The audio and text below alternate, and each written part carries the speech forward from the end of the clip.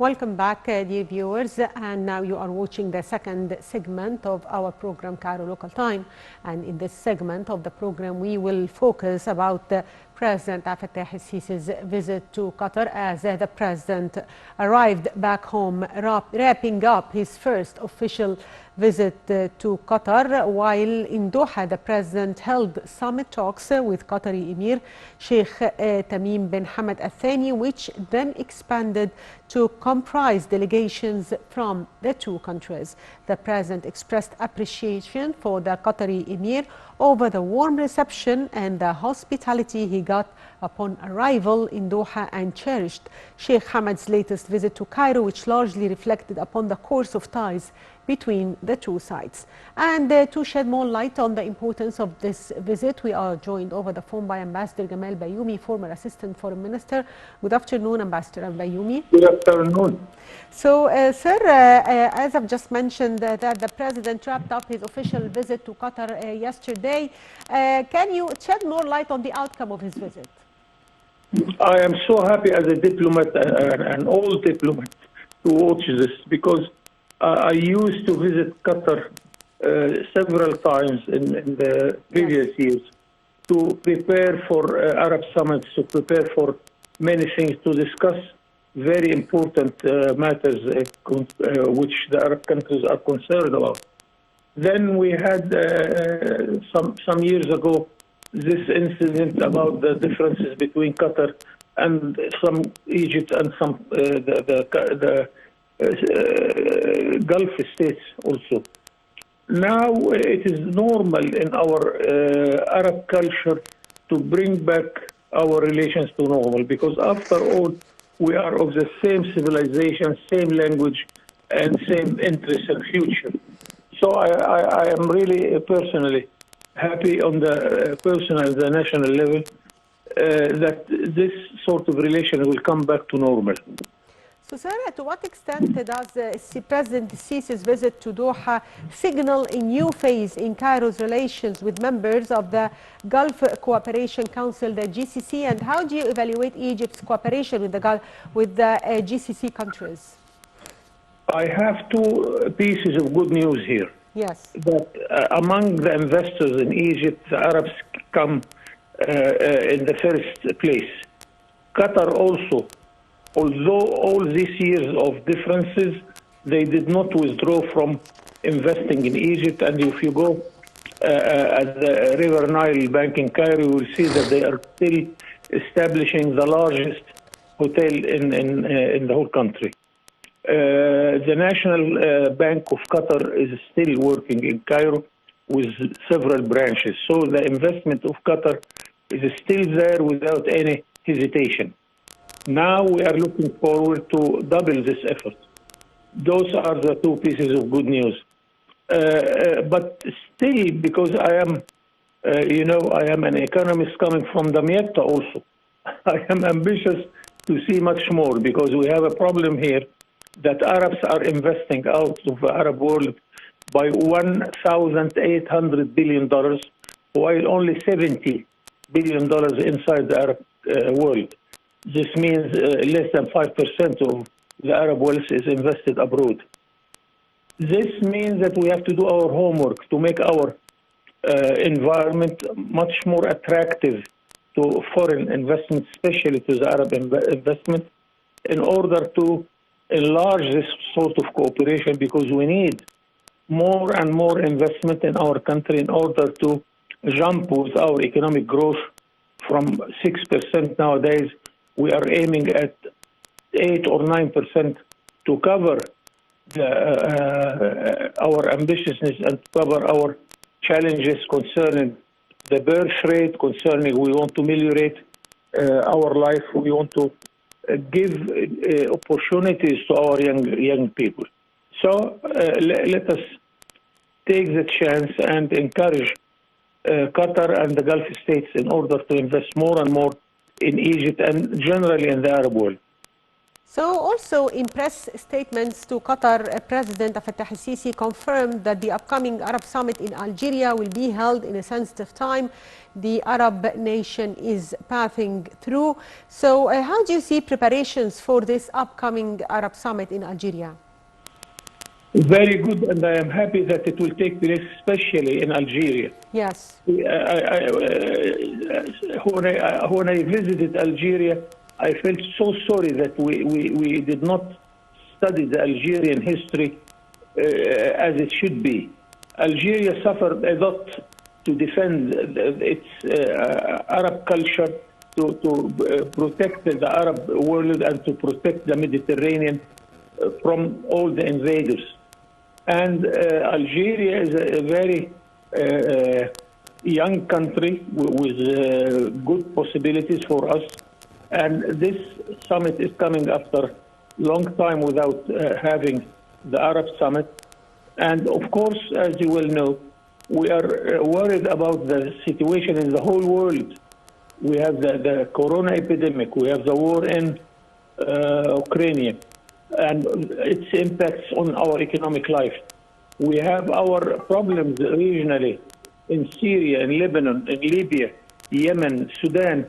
All these Arab countries are not in good health. So in Algeria, I hope that we can bring all those countries to a sort of unity in every country, because they are all of them, they are suffering of a problem maybe we as Egyptians do not understand quite well, because in Egypt, from wherever you are coming from, and with me, we are Egyptians before anything else. Yes. Unfortunately, this is not the case in Syria or Lebanon or Libya or Yemen.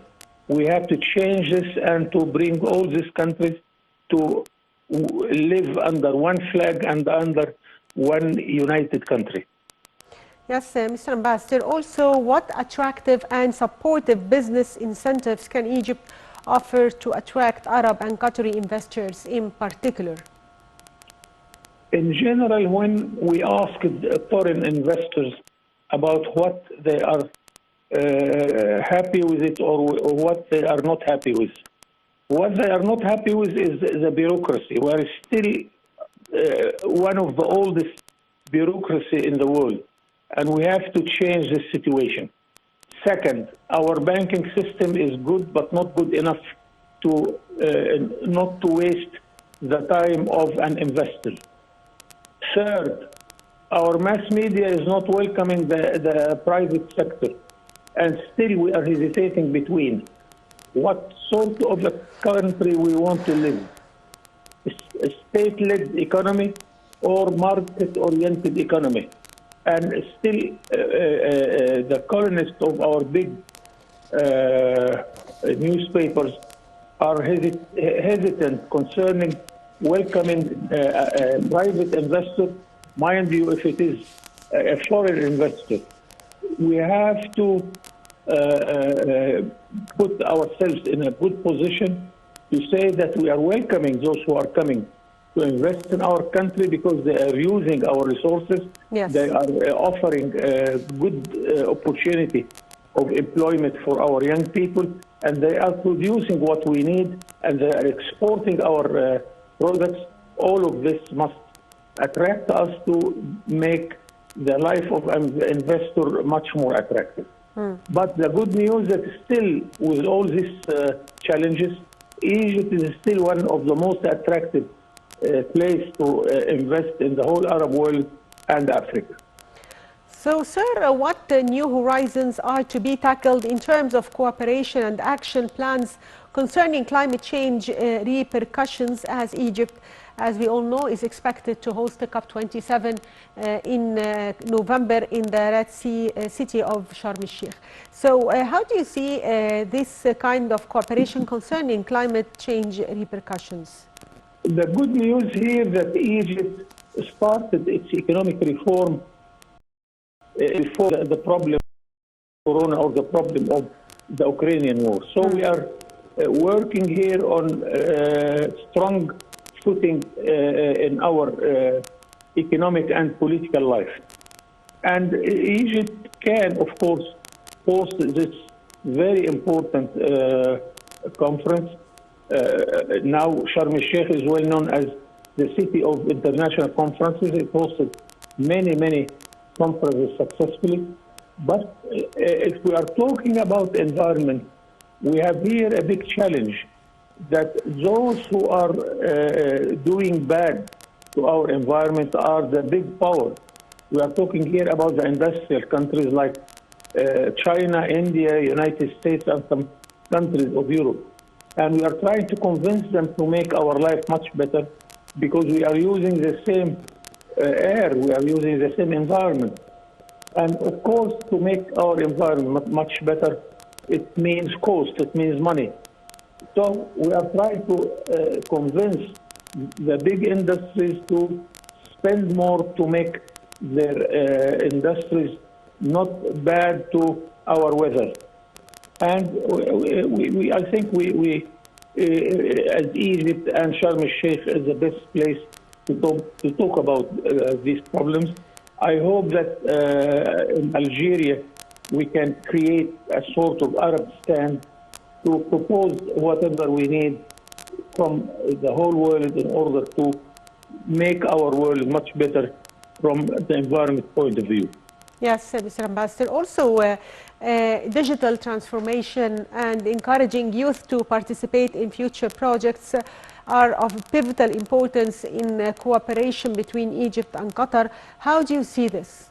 This is very good and important point, and I am proud as Egyptian that always we say that we teach our children and grandchildren.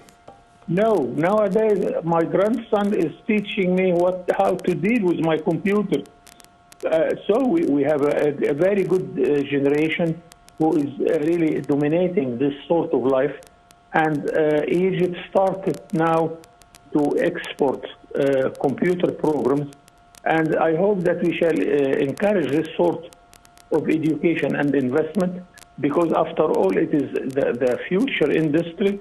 And we can make our life much better concerning export of this type of activities. So the future is there, and we are in a very good position concerning this industry. Yes, sir. Also, what kind of fields and sectors are attractive to Qatari investors? Here, some not very good news. Yes. That most of the Arab investors, whether in their countries or in Egypt, they are investing 80% on services, such as hotels, tourism, yes, banking, and so on. Only 9% to industry, only 2% for agriculture. We want to change this because we need a lot of industry, we need a lot of agriculture. And it's our task and our homework in order to study well our ability to produce new industries and to enlarge our industry, like textile, for instance. We have very good industry of textile, but it's not large enough in order to cover the whole markets where we are allowed to enter without custom duties, like in Europe, like in Africa, and the Arab world. So it is our duty also, in order to show the investor where to go and where we prefer and where we can help him, even by supporting him by all means. Yes, sir. Also, if we talk about Egyptian-Qatari relations and the change that has happened in the past 2 days, how do you see prospects of cooperation in the coming period in different fields, as we saw that there were many agreements signed and memos of understandings signed between the two countries during President Fattah al-Sisi's visit? How do you see the importance of this agreement, especially that these agreements include many fields here in Egypt? This is one piece of good news also, because now the relation between Egypt and Qatar is in the hands of the presidency and the emir. And then you can solve the problem in 1 minute. Yes. because the president is there with his brother, the Amir of Qatar, and they have, of course, the concerned ministers, so they can discuss the matter and solve the problems in one session in order to make the life of an investor much better. So I am quite sure that such a visit and the continuous contacts, because the Emir of Qatar was visiting Egypt a few months ago.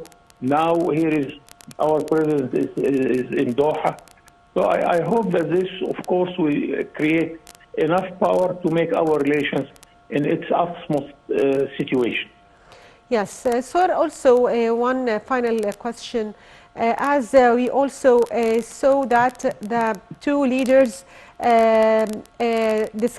how did discussions between the two heads of state agree on unifying efforts required to protect the Arab national security?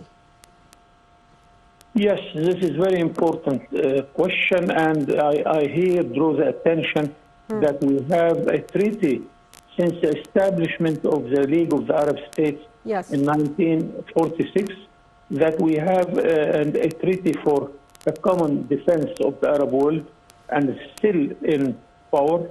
So we are really expecting these contacts to protect the Arab national security. We are very keen to make sure that the security in our immediate neighbors in Sudan and Libya is in good hands. Also in Palestine, we are giving the Palestinian question our full attention. And I think we are on the right track, and we have to double our efforts in order to make sure that we are living in a very safe place in the whole world. And I'm proud of our security in Egypt and also in the Gulf states. We are in a sort of good situation. We hope this also will cover all the Arab world where we have some problems here and there. So, sir, also one final question. How do Egypt and Qatar unify views to implement a comprehensive plan for establishing sustainable and environmentally friendly green transportation? Also, this is one of the important agreements they agreed on. How do you see its importance? We already have some sort of experience in this field. Yes. And as you well know, always the Europeans remind us that we are, after all, a very sunny country. We can use the sun to produce power. We can use sun to make fuel for our cars and ways of transport. And this applied also in the Gulf states and Qatar. So, and we have a small experience concerning the car industry. We have a history here. So, if the summit take a decision, I hope that this will lead us to a very friendly environment of the transportation also industry. Yes, finally, I'd like to thank you, Ambassador Gamal Bayoumi, former Assistant Foreign Minister. Thank you for being with us.